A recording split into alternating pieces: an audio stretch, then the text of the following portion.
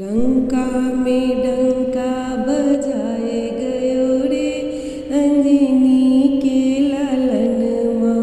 लंका में डंका बजाए दियो रे अंजनी के लालन माँ।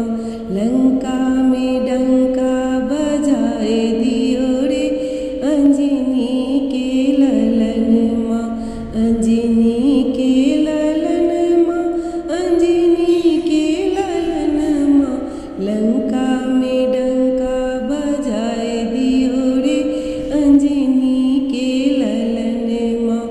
उड़ी उड़ी पहुँची समुद्र किनारे, उड़ी उड़ी पहुँची समुद्र किनारे। समुद्र में सेतु बनाए दियो रे अंजनी के लालन माँ। समुद्र में सेतु बनाए दियो रे अंजनी के लालन माँ। लंका में डंका बजाए दियो रे अंजनी के लालन माँ। लंका में डंका बजाए दियो रे अंजनी के लालन माँ। उड़ी उड़ी पहुँचे विभीषण की कुटिया, उड़ी उड़ी पहुँचे विभीषण की कुटिया।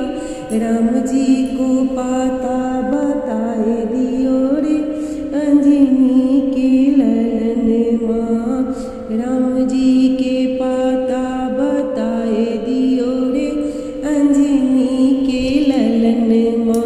लंका में डंका बजाए दियो रे अंजनी के लालन माँ।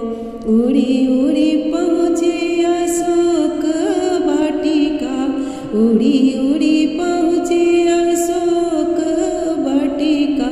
सीता जी को मुदरी पहुँचाए दियो रे अंजनी के लालन माँ।